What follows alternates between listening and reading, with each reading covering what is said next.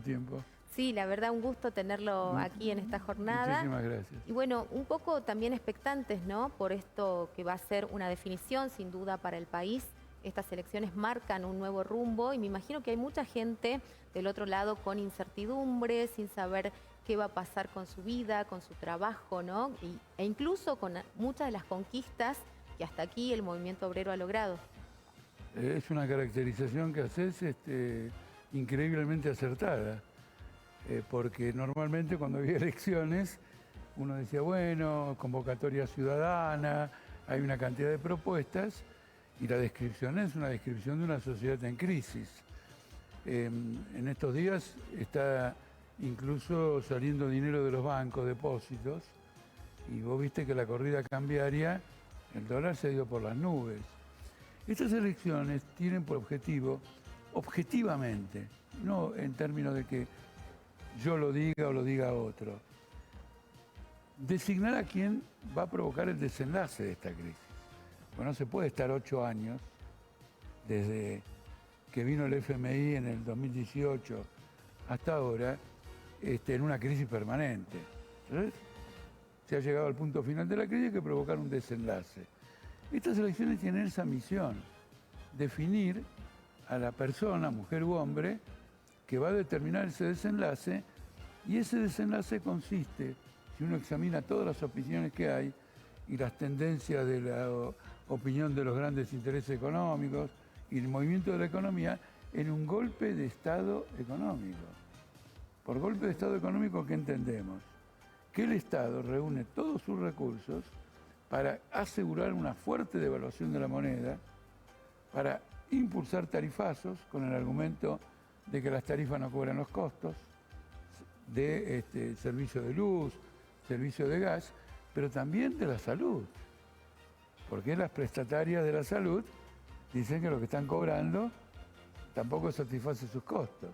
De lo único que no se preocupan es de si el salario corresponde a los costos de mantener una familia trabajadora. Tal cual, sí. Y como consecuencia de esta mega devaluación, la situación del trabajador va a empeorar fuertemente.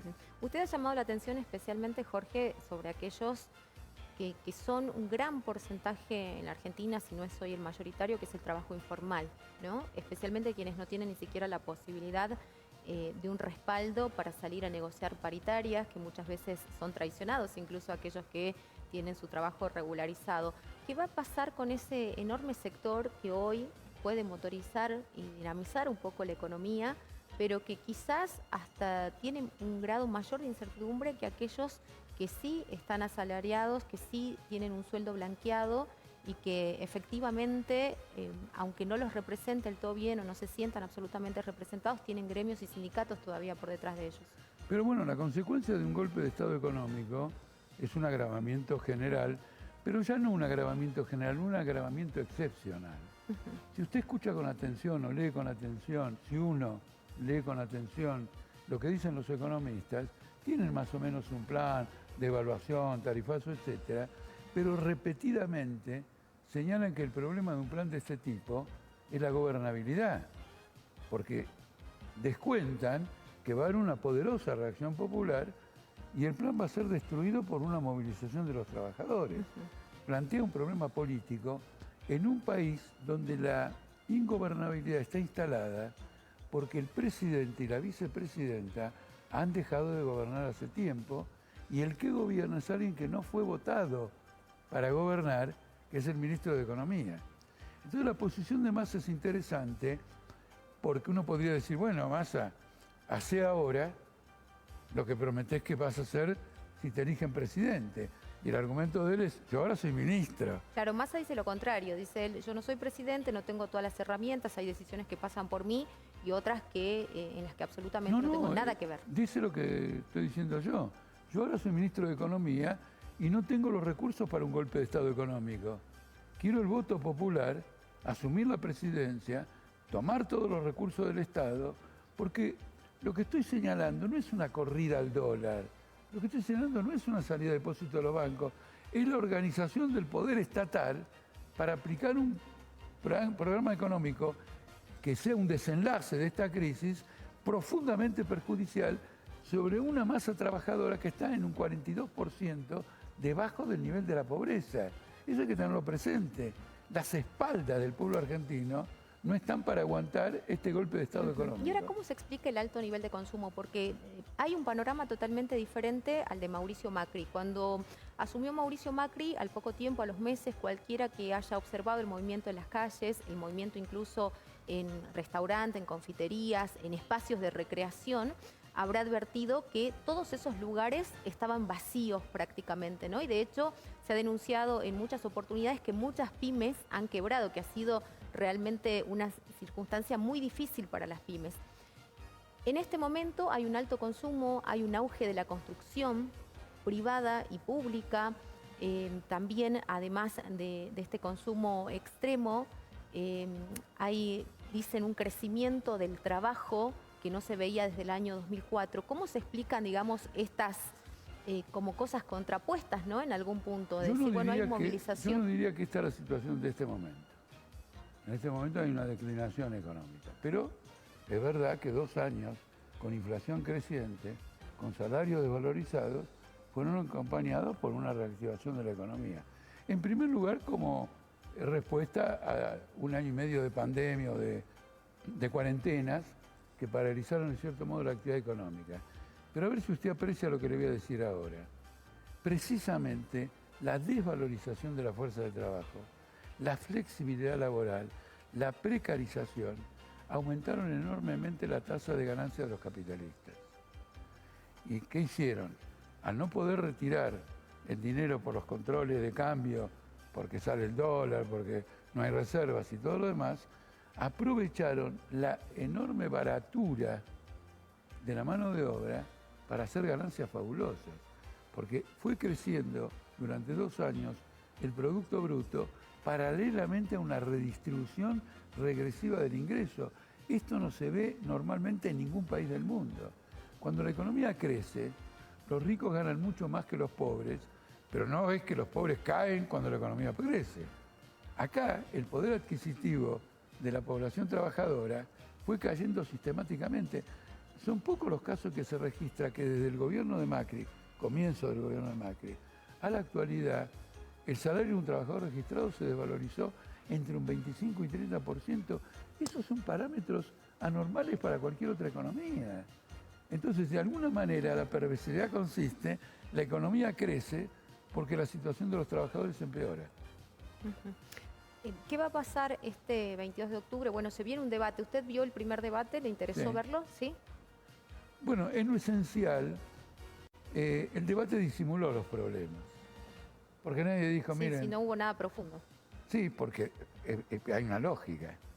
A los candidatos les dijeron, che, mirá, cuídate en lo que vas a decir, porque esto lo tenemos que aplicar en diciembre, no podemos señalarlo ahora.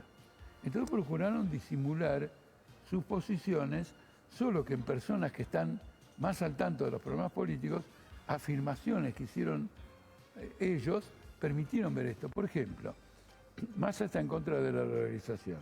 Sí. Y en el debate propuso sustituir, de hecho, el peso por una moneda digital. Sí.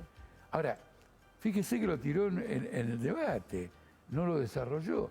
Inmediatamente creó un enfrentamiento con el Banco Central.